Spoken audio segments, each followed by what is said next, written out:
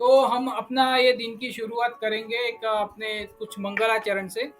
वक्रतुंड महाकाय सूर्यकोटि समप्रभ निर्विघ्नं कुरु मे देव सर्वकार्यसु सर्वदा। प्रभु श्री गणेश, हमने हमने जो आज एक जर्नी, एक सफर शुरू करने जा रहे हैं, उस सफर को अच्छी तरह से खत्म करवाए, ऐसी आशा के साथ हम भगवान श्री गणेश का वंदन करते हैं। वंदना करेंगे। हम या कुंदे तुषार हार धवला या शुभ्रवस्त्रामृता या वीणावरदण्डमण्डितकरा या श्वेतपद्मासना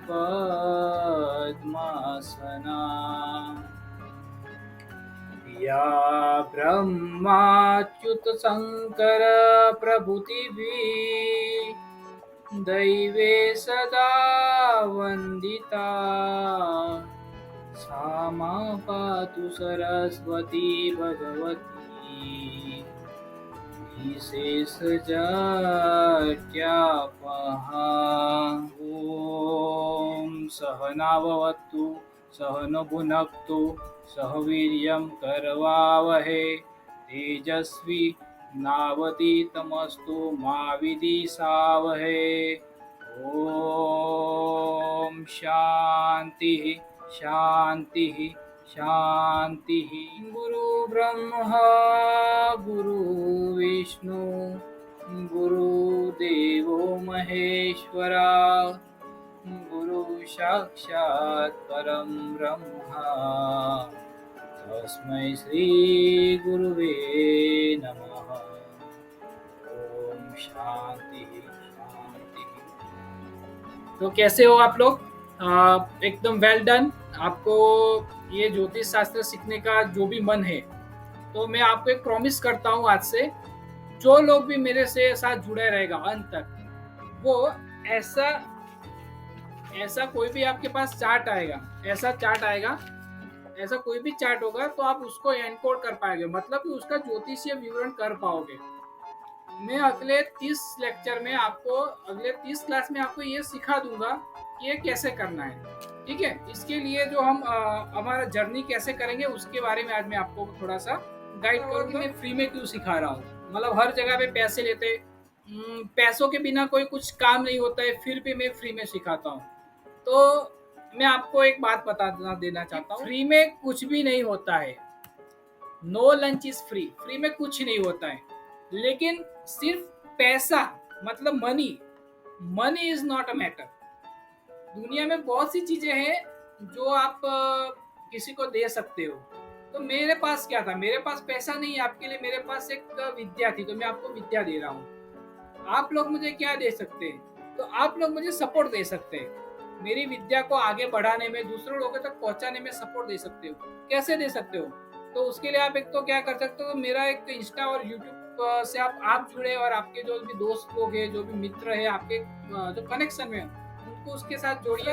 है कि मेरे, तो आप किसी और को भी रिकमेंड करना, आगे चल के मैं कोई और कोर्स चलाऊं तो मेरे से और जुड़े। इस बार 50-60 लोग तो जुड़ गए हैं, अगली बार 200-250 लोग जुड़ गए। ज्यादा से ज्यादा लोगों को मैं कम से कम समय में जोड़ सकूं। कुछ एडवांस कोर्स में आगे जाके चलाना चाहता हूँ, क्योंकि थोड़ा बहुत खर्चा होता है मेरा, उसको रिकवर करने के लिए कुछ एडवांस लेवल के कोर्स चलाना चाहता हूँ। तो उसके लिए आप रिकमेंड करें, आपको ऐसा, आपको मुझ में भरोसा आएगा, आपको मैं अच्छा लगूंगा, तो आप ये कोर्स के लिए किसी को रिकमेंड कर पाएंगे। ठीक है। अब इसके अलावा मेरा एक मोटिवेशन जुड़ा हुआ है। क्या मोटिवेशन जुड़ा हुआ है? तो मैं हमेशा नए नए लोगों से मिलना चाहता हूँ। दूसरा, अपना अभ्यास ज्यादा अच्छा करना। जब मैं ये काम करूंगा, आपको पता है कि जस्ट मिनट, या थैंक यू। आपको पता है कि सीखने से ज्यादा आदमी का कॉन्सेप्ट सिखाने में क्लियर होता है। यदि आप सीख रहे हो, कुछ समझ रहे हो, तो आप इतना क्लियर नहीं रहोगे। लेकिन जब वही चीज आप किसी को सिखाने जाओगे, क्यों? क्योंकि आप उसके पॉइंट ऑफ व्यू से समझने की कोशिश करते हो। आप अपने पॉइंट ऑफ व्यू से तो आपने कुछ चीजें सीख ली है, लेकिन सामने वालों के पॉइंट ऑफ व्यू से जब आप समझने जाते हो तो वो आपको ज्यादा क्लियर करता है, आपका अभ्यास ज्यादा अच्छा होता है। और सबसे बड़ी बात, अपना आत्मविश्वास बढ़ाना।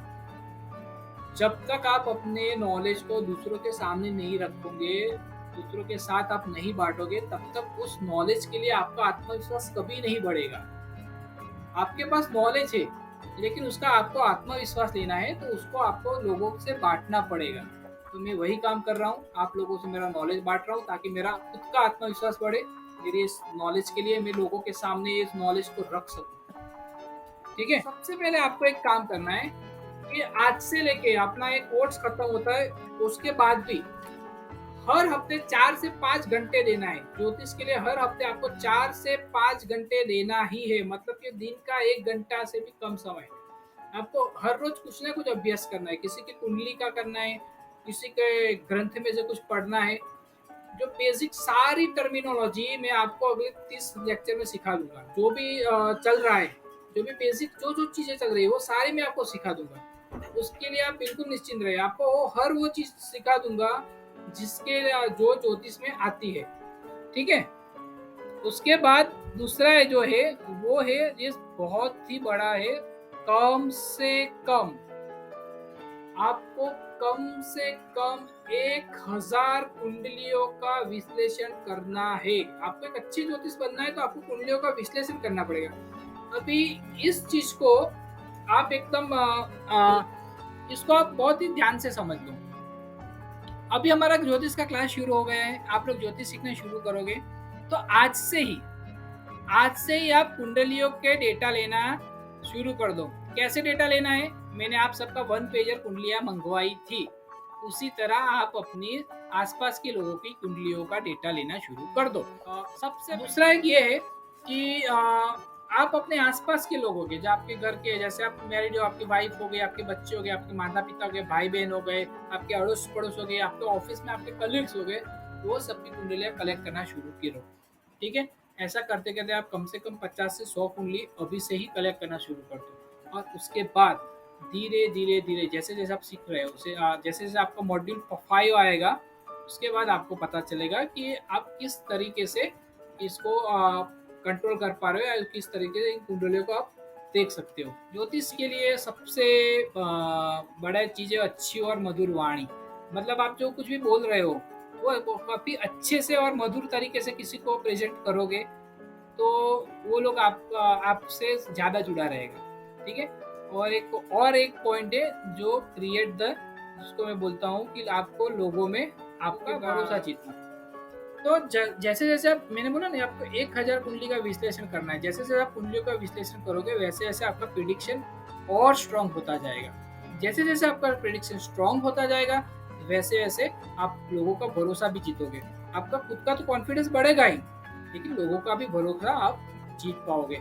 जैसे जैसे आप लोगों का भरोसा जीतोगे वैसे वैसे आप एक अच्छे ज्योतिष बनोगे। तो जैसे एक्चुअली इनका सवाल मैंने इसलिए लिया कि मेरा नेक्स्ट टॉपिक वही है कि भविष्य जानने के बहुत सारे शास्त्र है। पूरे विश्व में इतने सारे शास्त्र है कि आप गिनने बैठोगे तो मतलब 100-200 तो ऐसे ही हो जाएंगे शास्त्र, जिसमें सबसे ऊपर आते हैं अपना वैदिक ज्योतिष। वैदिक वर्ड हम इसलिए अभी लगाते हैं ना आजकल, इसके आगे वैदिक वर्ड जैसा कोई वर्ड ही नहीं था, सिर्फ ज्योतिष था। ज्योति का मतलब है ज्योतिपुंज, ज्योतिष का मतलब है ज्योतिपुंज, मतलब कि प्रकाश का पुंज। जैसे बल्ब होता है ना, बल्ब में से कैसे प्रकाश निकलता है, उसी तरह ज्योतिष मतलब कि ग्रहों के प्रकाश से आपके जीवन के ऊपर प्रकाश डालता है। उसके आजकल हमें उसके आगे वैदिक वर्ड लगाना पड़े, क्योंकि बहुत सारे ज्योतिष ऐसे ही मार्केट में चले आए, मतलब दूसरे जगह से आए। तो हम वैदिक ज्योतिष, जो हमारे भारत की परंपरा का ज्योतिष है, उसको अलग करने के लिए हम वैदिक ज्योतिष नाम देते हैं। उसके अलावा जो दूसरा सबसे अच्छा ज्योतिष है जो भी हमारे इंडिया का ही, वो है हस्तरेखा ज्योतिष। जो हस्तरेखा ज्योतिष पे कंसिडर कर लेते कि पूरा ब्रह्मांड अपनी हथेली पे है, और उसके आधार पर हम पूरा ये हस्तरेखा का हम आकलन करते हैं। दूसरा एक अपना आता है वास्तुशास्त्र, परिवार का या फिर पूरा एक एरिया का शास्त्र बनता है। जो भी नेगेटिव पॉजिटिव एनर्जी है, किसी घर में 5 लोग रहते हैं तो उसके अंदर आने वाली नेगेटिव या पॉजिटिव जो भी एनर्जी है वो सबको असर करेगी। ठीक है, व्यक्तिगत रूप से किसी को ज्यादा करे किसी को कम करे, लेकिन असर तो सबको करेगी ही। तो वास्तुशास्त्र भी एक हमारा एक बहुत ही बड़ा शास्त्र है जो हम ज्योतिष से जुड़ा हुआ है। हमारा जो वैदिक ज्योतिष है वो 12 राशियों के आधार पे काम करता है, लेकिन साउथ इंडिया में एक जैमिनी सूत्र करके भी एक ज्योतिष विद्या है जो 27 नक्षत्रों पे आधार करता है। उसका पूरा बेस 27 नक्षत्रों पे है। अब राशि और नक्षत्र में देखा जाए तो कोई फर्क नहीं है, वो दोनों ही एक ही चीज है, तारे पुंज दोनों ही है।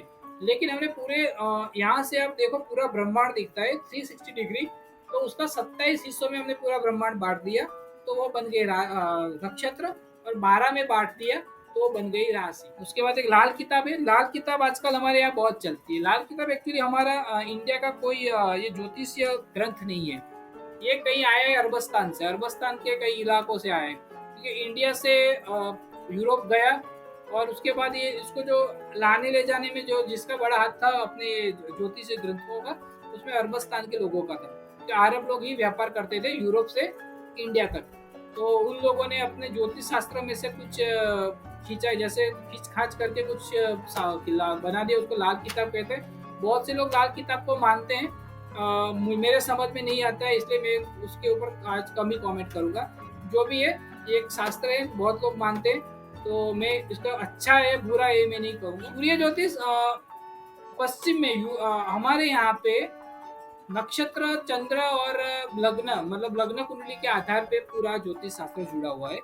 लेकिन पश्चिमी शास्त्र में सूर्य के आधार पे ये ज्योतिष शास्त्र जुड़ा हुआ है, जिसको हम सूर्य ज्योतिष भी लोग बोलते हैं। सूर्य ज्योतिष पश्चिम में हमारे यहाँ पे नक्षत्र, चंद्र और लग्न, मतलब लग्न कुंडली के आधार पे पूरा ज्योतिष शास्त्र जुड़ा हुआ है।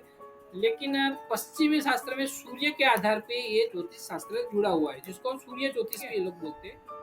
उसके बाद स्वप्न फल करके एक आता है ज्योतिष का एक शास्त्र, 5 पक्षी विद्या होती है, 5 पक्षियों के आधार पे एक आता है अंक विद्या, न्यूमरोलॉजी। न्यूमरोलॉजी भी आजकल बहुत चलता है, ठीक है, उसमें भी कुछ अच्छाइयाँ है, कुछ चीजें हैं, लेकिन फिर भी वो जितना हमारा वैदिक ज्योतिष साइंटिफिक प्रूव है, उतना कभी न्यूमरोलॉजी नहीं बना है।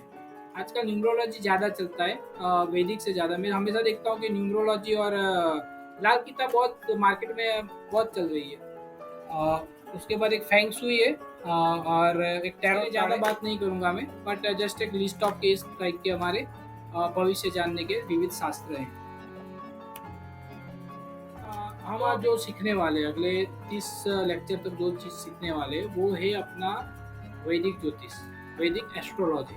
और हमारे वैदिक एस्ट्रोलॉजी के भी 3 मुख्य पार्ट है, जिसमें एक इसको हम बोलते हैं एस्ट्रोनॉमी, जिसको हम गणित शास्त्र बोलते हैं, दूसरा बोलते हैं मुहूर्त, मुहूर्त शास्त्र बोलते हैं, और तीसरा अपना है फल कथन। गणित विद्या ये नींव है, वैदिक ज्योतिष की नींव है गणित विद्या। लेकिन मैं आपको पूरा गणित शास्त्र सिखाने जाऊंगा तो मेरा कम से कम आपका 1 साल का कोर्स बन जाएगा। दूसरा, लोगों को गणित में इतना इंटरेस्ट नहीं होता है। तीसरा, आजकल इतनी अच्छी अच्छी एप्लीकेशन आ गई है, इतने अच्छे अच्छे सॉफ्टवेयर आ गए हैं कि आपको गणित पूरा सीखने की जरूरत नहीं है। तो मैं आपको आगे के मॉड्यूल में गणित के वो जो पार्ट्स है, मेजर जो पार्ट्स है, वो जो मेन टॉपिक्स है वो मैं आपको समझा दूंगा, उसको डिटेल में नहीं ले जाऊंगा, ठीक है। डिटेल में जाएंगे तो बहुत टाइम लोगों को इतना अच्छा भी नहीं लगेगा। मुहूर्त शास्त्र है, तो मुहूर्त शास्त्र क्या होता है कि जो चीजें मैंने पहले भी बोली गई, जैसे वास्तु में होता है कि जो चीज सब जगह पे एप्लीकेबल होती है, वो व्यक्तिगत रूप से भी वो असर करती है। जैसे कि बारिश आने वाली है, तो बारिश आएगी तो सबको असर करेगी, और हमें भी असर, व्यक्तिगत आदमी को भी असर करेगी। तो मुहूर्त शास्त्र ऐसा शास्त्र है। हालांकि मुहूर्त में ज्यादा नहीं लेने वाला हूँ, 1-2 टॉपिक्स मुहूर्त के कुछ 8-10 योग है, वो मैं इसमें कवर करूंगा। बाकी मुहूर्त शास्त्र पढ़ना है तो वो भी एक बहुत बड़ा ग्रंथ है, जो आपके लिए, जो आप जो जिसे जानना चाहते हैं, जो समझना चाहते हो, जिसके लिए आप यहाँ पे आए हो, वो है आपका फल कथन। आप किसी भी कुंडली का एनालिसिस करना चाहते हो, आप कुंडली को समझना चाहते हो कि यार ये कोई आदमी बोलता है कि आपका गुरु वक्री है, आपका शनि की महादशा चल रही है, आपका राहु भारी है, तो उसका क्या मतलब होता है, वो कैसे वो लोग डिसाइड करते हैं कि ऐसा कैसे बोल रहा है, वो डिसाइड कैसे कर रहा है कि आपका ये ग्रह अच्छा है, ये ग्रह खराब है। तो ये जो सीखना है उसका जो पूरा आता है वो फल कथन का भाग है। ऑफकोर्स गणित विभाग के जब तक आप समझोगे नहीं तब तक फल कथन आप पूरा नहीं समझ सकोगे। लेकिन मैंने जैसे कहा कि आज अच्छे अच्छे सॉफ्टवेयर बन गए, अच्छी अच्छी एप्लीकेशन है, तो आपको गणित विभाग पूरा समझने की ज़रूरत नहीं है। लेकिन आपको इंटरेस्ट और जागता है, आपके अंदर बहुत ही उत्कंठता होती है कि नहीं यार उसको जानना है, ये चार्ट कैसे बना, ये ग्रह यहाँ पे कैसे आ गया, ये सब कुछ आपको जानना है। तो आपको गणित विभाग विभाग जरूर से सीखना चाहिए, गणित शास्त्र आपको जरूर से सीखना चाहिए।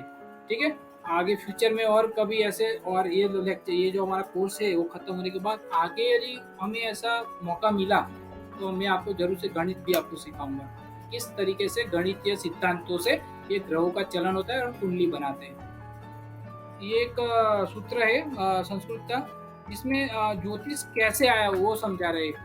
मतलब कि ज्योतिष विद्या है जो ऋषियों के पास से हमारे पास आई, तो ज्योतिष शास्त्र का रचयिता खुद सूर्य भगवान है। और सूर्य भगवान ने ब्रह्मा को, ब्रह्मा ने व्यास को, व्यास ने वशिष्ठ को, वशिष्ठ ने अत्रि को, अत्रि ने पराशर, पराशरी करके एक बहुत बड़ा ग्रंथ है जो ज्योतिष का बहुत बड़ा ग्रंथ माना जाता है, बड़ा न्यू ग्रंथ माना जाता है। वो है पराशर ने कश्यप को, कश्यप ने नारद, नारद संहिता करके एक ज्योतिष का ग्रंथ है जिसमें अंदर ज्योतिष से ज्यादा मुहूर्त के बारे में कहा गया है। उसके बाद नारद ने गर्ग, गर्ग ने मरीचि को, मरीचि ने मनु, मनु, मनु संहिता जो है, मनु भगवान ने लिखी हुई मनु संहिता है, मनुस्मृति, सॉरी मनुस्मृति है, उसमें भी ज्योतिष के बारे में बहुत कुछ लिखा गया है। उसके बाद अंगिरस, लोमस, पोलिस, चवन, यवन, और उसके बाद आए भृगु। भृगु संहिता नॉर्थ इंडिया में सबसे ज्यादा पॉपुलर ग्रंथ है। और उसके बाद पराशर हो रहे, और उसके बाद सोनक आते हैं। उसके बाद बहुत सारे ऋषि मुनिया आए जिन्होंने इस ज्योतिष विद्या को पूरे देश में फैलाया है। ये बहुत कुछ ज्योतिष के 100 से भी ज्यादा ग्रंथ है हमारे हिंदुस्तान, इंडिया में। उसमें से जो कुछ खास है, इसमें दो का मैंने नाम नहीं लिखा है, एक तो भृगु संहिता और दूसरा पराशरी। ये दोनों बहुत पॉपुलर है, तो ये दोनों का मैंने नाम नहीं लिखा है। इसके अलावा ये जो है लिस्ट, वो आप जरा सा देख लीजिए। जो अपना नेक्स्ट क्लास आएगा ट्यूसडे को, उसके दिन में हमारा जो आएगा सीखने का, उसमें आएगा वार के बारे में हम समझेंगे। 7 वार क्या होते हैं, 7 वार ये सीरीज में क्यों आते हैं। आपको ये पता है कि संडे के बाद मंडे ही क्यों आता है, मतलब रविवार के बाद सोमवार ही क्यों आता है, सोमवार के बाद मंगलवार ही क्यों आता है, मंगलवार बुधवार ही क्यों आता है। तो ये चीज मैं आपको अगले सेशन में समझाऊंगा। 7 वार के नाम है जो आपको पता ही है। उसके बाद 9 ग्रह, जो 7 वार के नाम है, मतलब सूर्य से लेके शनि तक के, वो हमारे 7 मुख्य ग्रह है। और उसके बाद और 2 बिंदु ग्रह, बिंदु छाया बिंदु है जिसको हम बोलते हैं राहु और केतु। ठीक है, तो 9 ग्रह हो गए, 12 हिंदू मंथ। अपने north side Chaitra calendar follow होता है, हमारे गुजरात और मध्य सेंट्रल इंडिया के अंदर का विक्रम संवत मतलब कार्तिक के कैलेंडर फॉलो होता है। लेकिन तो यहाँ से हम लोग कार्तक से शुरू करते हैं, वहाँ पे चैत्र से शुरू करते हैं मंथ का पहला मंथ। लेकिन वही 12 नाम सेम ही है, तो कार्तक, माक्षर, पौष, माह करके आसो तक के 12 महीने आते हैं। ये 12 महीने कैसे आते हैं, मतलब कार्तक के बाद माक्षर ही क्यों, और माक्षर नाम क्यों, ऐसा नाम क्यों, क्या अभी पोष नाम क्यों, या फिर उसका मगा नाम क्यों, फाल्गुनी नाम क्यों, ऐसा नाम क्यों, ये भी मैं आपको अगले पंचांग वाले जो सब्जेक्ट में आपको समझाऊंगा। ठीक है, 12 राशियां, मेष से वृषभ, मिथुन, कर्क, सिंह, कन्या, तुला, वृश्चिक, धनु, मकर, कुंभ और मीन, ये 12 राशियां है। ये 12 राशियां आज से आपके साथ जुड़ गई है अगले 3 महीने, और आप पूरे जीवन, यदि आप ज्योतिष में आगे बढ़ोगे तो ये 12 राशि आपके साथ हमेशा रहेगी। तो ये 12 राशियों के बारे में हम जानेंगे क्या होती है 12 राशियां। ठीक है, और आपके प्रश्न अभी हम अगले 10 मिनट तक ये सेशन चलेगा, हम खींच सकते हैं क्योंकि 1 घंटे का सेशन होता है। तो अगले 10 मिनट में किसी को प्रश्न पूछने तो पूछ सकते हैं। अपने पहले रेज हैंड कर दीजिए ताकि मैं बारी बारी जिनका देख सकता हूँ वो लोगों को मैं प्रश्न। ज्योतिष विद्या सिर्फ फल कथन करता है, वो कोई रेमेडीज आपको नहीं देता है। ठीक है, रेमेडीज एक अलग शास्त्र है जिसको हम तंत्र मंत्र शास्त्र बोलते हैं। ठीक है, ज्योतिष में जो ग्रह आपके बुरे हैं उसको अच्छे करना है, तो उसके लिए आपके पास 4 से 5 अलग अलग चीजें हैं, 4 से 5 चीजें। ठीक है, हमारे यहाँ पे क्या है ना कि एक चीज है जो फॉरेन में, देखो फॉरेन में आपने कभी सुना होगा कि पेशेंट डॉक्टर के पास जाता है तो डॉक्टर उसको सिर्फ रोग का निदान करके देता है, उसके बाद वो पेशेंट जाता है फार्मिस्ट के पास और फार्मिस्ट उसको दवाई देता है। लेकिन हमारे यहाँ पे क्या है ना कि जो डॉक्टर के पास पेशेंट जाएगा, डॉक्टर उसका रोग का निदान भी करेगा, उसको दवाई भी दे देगा, सब कुछ कर देगा। तो यही चीज हमारे ज्योतिषियों के साथ भी चल देगा। हम ज्योतिष के पास आए तो उसका वो क्या रीजन क्या है, वो जो डायग्नोसिस भी कर देगा और उसकी दवाई भी दे देगा। तो डायबिटीज एक अलग पूरा विद्या है और बहुत बड़ी है, जिसमें जो मेजर एक है सबसे बड़ा तो यह मंत्रों तंत्र मंत्र। तंत्र मंत्र सिर्फ नहीं होते, पूरा कर्म कांड विभाग है।